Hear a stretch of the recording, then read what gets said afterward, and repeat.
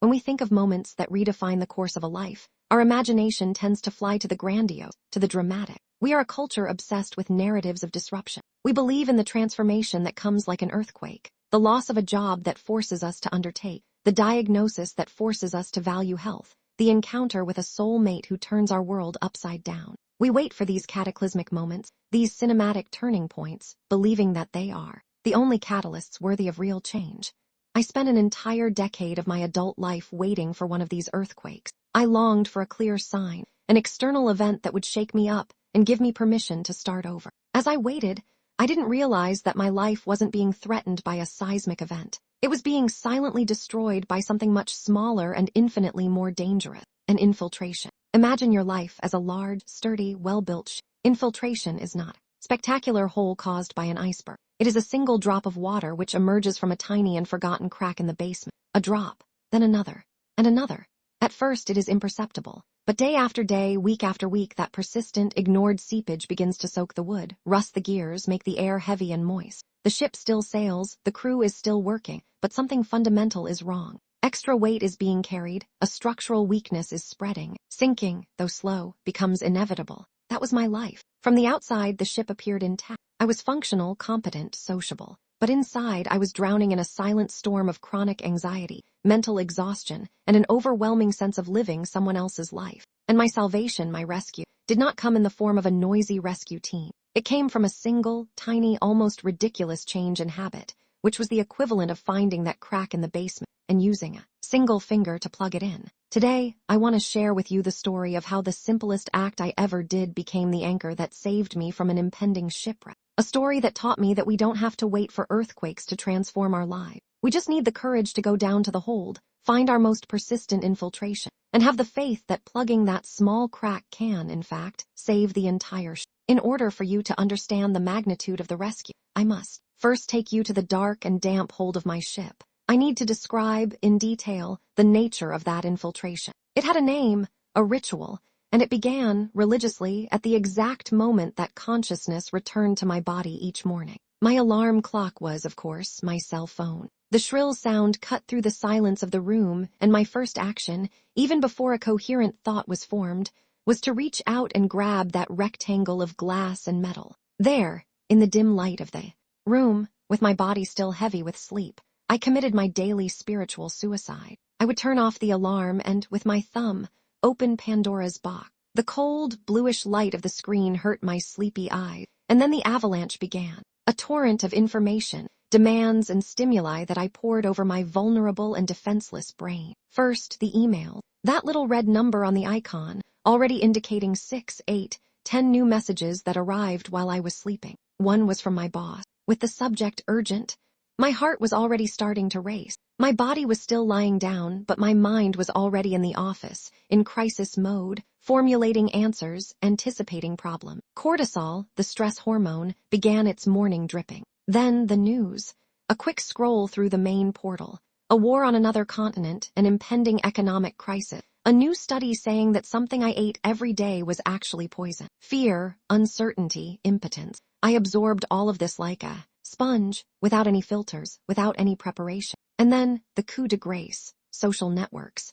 A carousel of perfectly edited lives. A childhood friend closing a millionaire deal. A well-known one on a beach in Bali with a sculpted body. An old college classmate announcing their engagement with a flawless photo. And there I was, lying in bed with messy hair and crumpled pajamas, feeling that familiar twinge of inadequacy. The comparison, the thief of joy, had already robbed me of any chance of contentment, even before 7 in the morning. I wasn't just checking notifications. I was allowing the chaos, priorities, anxieties, and achievements of hundreds of other people to become the first thoughts of my day. I was handing over the keys to my inner peace, to an algorithm designed to keep me engaged through outrage and envy. This 10-minute ritual created the script for the rest of my 24 hours. The seed of reactivity, planted in bed, blossomed in a garden of frustration. I left the room already late, not on the clock, but in the soul. I had breakfast standing up, swallowing the bread while reading another message, the taste being lost in the urgency. At work, the consequence was devastating. My mind, which had been trained from the first minute to jump from one stimulus to the next, was unable to concentrate. I'd sit down to write an important report, and 5 minutes later, my hand would itch to check my phone. My attention was fragmented, shattered. I mistook being busy for being productive, spending the day jumping between tasks, putting out small fires, but never getting to do the deep, meaningful work that really mattered. This contamination spread to my relationship. In the evenings, when my partner tried to tell me about her day, I listened with half of my attention, while the other half was still processing a stressful email or mulling over a discussion I saw online. I was physically present, but mentally absent, and this absence is a subtle and cruel form of abandonment. I had become a ghost in my own life. The breaking point was not a scream. It was a whisper. On a particularly gray Tuesday morning, after my toxic morning ritual, I crawled to the bathroom. And there, under the cold light of the lamp, I stared at myself in the mirror. And for the first time, I didn't just see a tired face. I saw the trajectory. I saw the lines of worry deepening on my forehead. I saw the absence of sparkle in my eyes, replaced by an exhausted opacity. I saw the tension in my shoulders, which seemed to carry an invisible weight. And the thought that emerged was not anger, but deep sadness. Who is this person? I don't recognize myself anymore. Where did that young man who dreamed, who laughed easily, end up?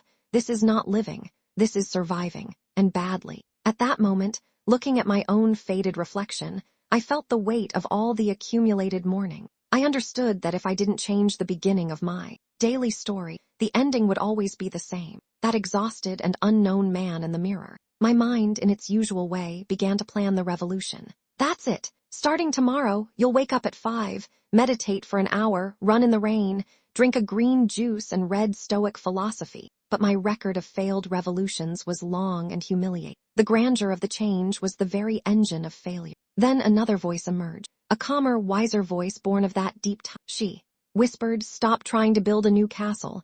Just fix a broken window. Stop trying to move the mountain. Just pull a stone out of your shoe." And the simplest and humblest idea presented itself. What if you just didn't it? What if, instead of adding something, you subtracted? What if you just didn't touch your phone in the first hour of the day? The proposal was so small, so anticlimactic, that it seemed almost stupid. But there was a beauty in it. It was a goal so low that it would be almost impossible to fail. And in that moment, I desperately needed a win, no matter how small. The decision was made, not with the explosion of a hero, but with the surrender of a survivor. The first morning was hell, a silent and private hell. I woke up with the alarm clock, an old watch I bought specifically for this, and the silence that followed was deafening. My hand, out of pure muscular reflex, moved toward the bedside table. When I remembered the promise, an itch of anxiety ran through my body. My mind, the addict in search of his drug, began to negotiate. Just a quick look. 5 minutes. You need to know if something important happened. It's irresponsible not to check. I had to fight against this voice as one fights against a current. I got up and went to the kitchen. I made the coffee. And then, the most challenging moment, I sat at the table with the cup and there was nothing to do. Just me, the coffee, and the silence. It was one of the longest and most uncomfortable experiences of my life. Every minute seemed like an hour. Boredom was a physical presence in the room. I felt useless, unproductive, completely alone. In the first days, it was torture. I wandered around the house, looked out the window, arranged things that didn't need to be tight. My nervous system, accustomed to the bombardment of stimuli, was in a state of shock. But I persisted, clinging to the simplicity of the rule. Just don't touch the device. And then, around the 5th or 6th day, something extraordinary began to happen. Abstinence began to subside. And in the space she left, something new began to sprout. The silence, which was once frightening, began to become peaceful. Boredom, which was unbearable, began to resemble freedom. In that stillness, I began to notice the world for the first time in years. I noticed the complex aroma of the coffee, distinguishing notes that had previously gone unnoticed. I watched the dance of the dust in the rays of sunlight that came in through the window. I heard a bird's song, and instead of finding it a background noise, I actually heard it. And most importantly, I started to listen to myself. Without the cacophony of the digital world, my own inner voice, long stifled, began to speak. They were simple thoughts. I'm feeling a little anxious about today's meeting. I should call my mother. I miss drawing. They were thoughts that had no space to exist when my mind was an airport full of other people's voices. That first hour became a sanctuary, a sacred space where I could simply be, without the pressure to do, to respond, to react. I was, for the first time in a decade, starting my day from the inside out. I was filling my own well before offering water to the rest of the world. That single hour of morning peace began to leak into the rest of my day, like a beneficial ink that colors everything it touches. I would arrive at work, and when I finally looked at my emails, I did so with a clear and calm mind. That urgent email from my boss no longer triggered the same panicked reaction. I saw it for what it was, someone else's priority, which I could approach logically and methodically, not an existential threat. My productivity at work, paradoxically, exploded. That morning time of doing nothing was actually exercising my attention muscle. I was able to focus on tasks for longer periods of time. The quality of my work has improved. I went from a frantic firefighter to a careful architect. The effect on my relationships was even more profound. I remember one night, a few weeks after starting the new habit, my partner came home stressed, telling me about a problem at work. The old version of me would have offered immediate solution, or would have been distracted by her cell phone while she was talking. But the new version of me, which had started the day with a reserve of calm, simply stood there and listened. I heard her words, her frustration, her need to be welcome. And at the end, she looked at me and said, "Thank you. I feel so much better. You really heard me." Those words were worth more than any professional achievement. The most significant transformation, however, was the rebuilding of my personal integrity. Each morning that I honored that little promise to myself was a brick that I laid in the foundation of my self-respect. I was proving to myself, in a tangible way, that I was someone I could trust, that my word, even if given only to me, had value. This feeling of self-efficacy was true salvation. The habit was not about the cell phone. It was about regaining control, about proving to myself that I was the captain of my ship and not a drifting passenger. The story of my salvation does not have a heroic climax. There is no monster defeated or treasure found. The hero of this story is consistency. The treasure is peace. And the monster was simply a pattern of behavior, a silent infiltration that I chose to finally stop. We live under the tyranny of grandiosity. We are taught to seek transformation in bursts of effort, in crash diets, in revolutionary business plans. And more often than not, we burn out and fail, reinforcing the belief that we are not capable of change. But what if the real change is not an explosion, but a flourish? Slow, gradual, almost imperceptible on a daily basis, but undeniable throughout the season. What if the key to a transformed life is not in moving the mountain, but in learning to carry a single stone every day?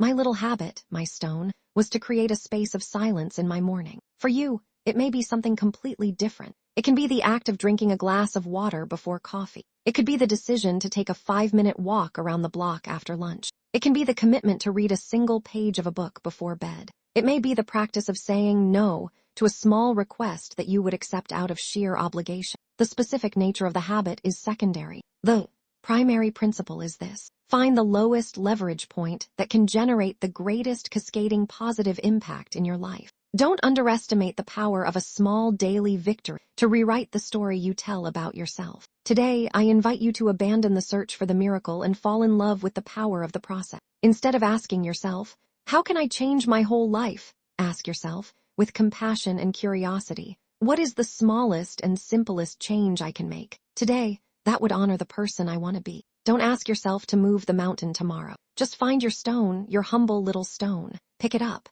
charge it, and repeat the act the next day. For it is in the sum of these small daily journeys that, one day, you will look back and realize with serene amazement that the entire mountain has moved. Soft music returns and rises, filling the space with a sense of peace and resolution. What about you? What is its silent infiltration? What small change of habit could be your salvation? Share in the comments. Your vulnerability may be the map someone else needs to find their own crack and begin their own repair. If this reflection touched you, leave your like and subscribe to the channel. Together, we continue to explore the subtle paths that lead to a life with more purpose and peace. See you in the next video. And remember, you're just one small, brave habit away from a new life.